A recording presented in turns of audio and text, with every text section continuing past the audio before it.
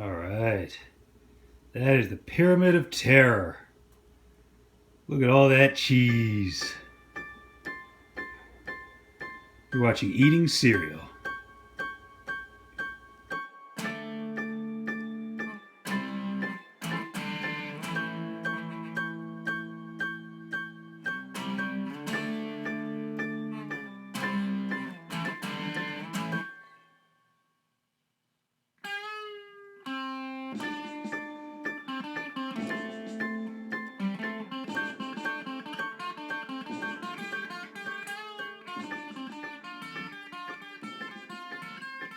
So, welcome to episode 3.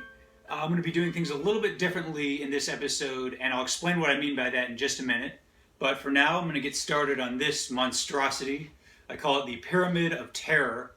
It consists of 26 quarter-pound bean burritos and 1 pound of cheese jalapeno cheddar topping. And I've also got some salsa here, which I may or may not touch. It's just there in case I need it. But yeah, in total, this is 7.5 pounds.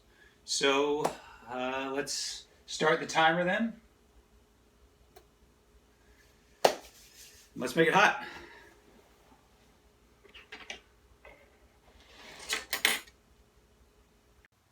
So today I'm going to be switching things up just a little bit. Now, normally during the scientific portion of this series, I'll be talking about your physical health and eating and exercising a lot and what that is physically.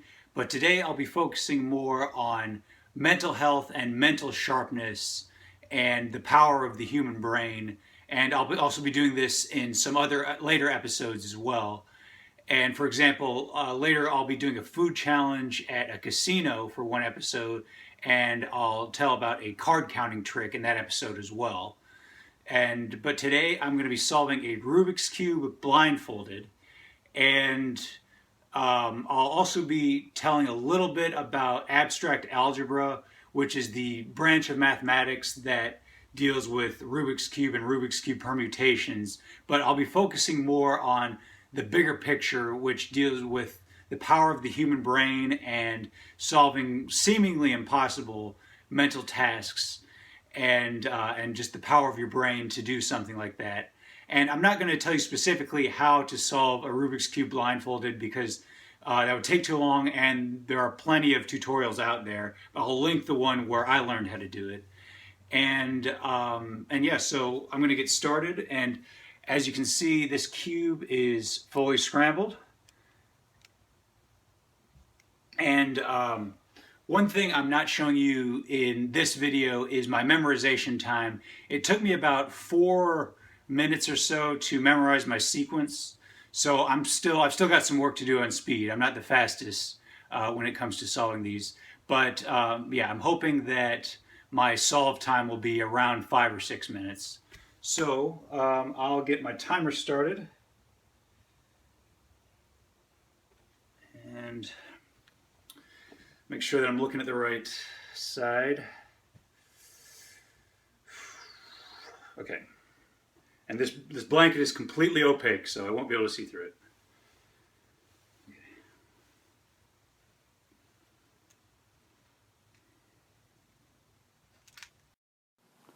A Rubik's Cube is the perfect example of group theory, which is a branch of abstract algebra. In mathematical terms, what exactly is a group? Well, a group consists of 2 parts, a set and an operation. The set can be a set of numbers, a set of arrays, a set of permutations, and there are many other examples. The operation can be addition, subtraction, multiplication, and so on. A group needs to always satisfy the following 4 requirements. If the operation is applied between any 2 members of the group, it must produce another member of the group. For all members of the group, there exists associativity, meaning that it doesn't matter what order the parentheses are in. The group contains an identity element, which when applied to one member with the operator does not change that member. Every element has an inverse element, meaning that if you apply an element and its inverse, you get the identity element. So about the simplest definition of a group is the set of all integers, which is an infinite group commonly referred to as Z, paired with the operation of addition. So let's check our criteria here. Number 1, if we add two integers together, do they produce another integer? Yes, by the definition of an integer, that is true. Number 2, does there exist associativity? Yes. Number 3, the identity element is simply 0, because when you add 0 to any number n, you get n. And 4, the inverse of n is simply negative n. A Rubik's Cube is a finite group, but it's quite a bit harder to comprehend. The elements are the various moves, R, L, U, D, and so on. And the operation is the combination or the concatenation of those moves. Certain combination of moves yield the same result. So let's look at this cube and apply a permutation that we'll call permutation A and permutation B to it. And you'll see that we've created another member of this group, which we'll call permutation AB. Now, associativity is hard to demonstrate on a Rubik's Cube, but it is there. And the identity element in this group is the act of changing nothing. And for the permutation we've just produced, we can do the inverse of it to get back to the configuration where all we need to do to solve it is apply the identity element. So if you want to be really good at solving a Rubik's Cube blindfolded, all you need to do is memorize the inverse element for all 43.25 quintillion permutations. Now that may sound impossible because it is. Sophisticated computers can do that, but we can't. But what the old Pachman solution method does is it translates these 43 quintillion possibilities and permutations into a method we as humans can understand. Now, I'm personally not very good at thinking in 3 dimensions and putting together puzzles in 3 dimensions.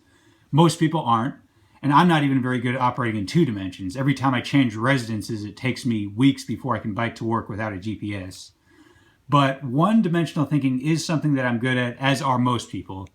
And if ever in school you were required to memorize an article from your country's founding documents, like, say, the U.S. Constitution, that was a linear memorization scheme, and it probably made sense to you because one word sort of floated into the other.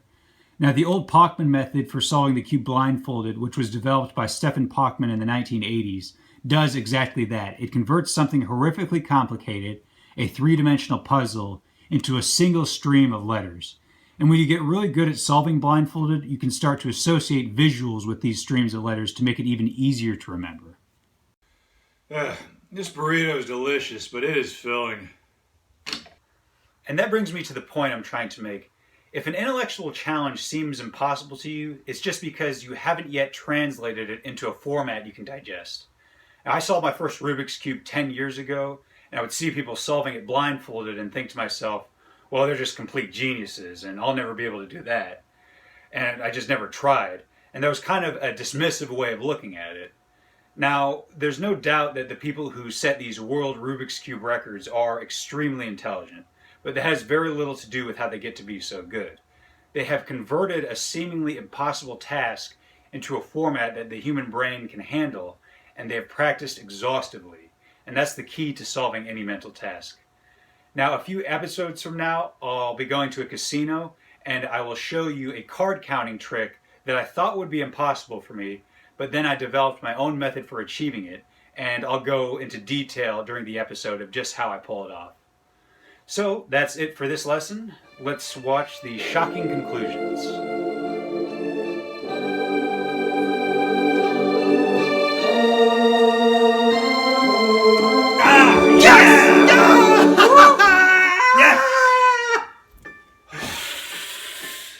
Oh, man.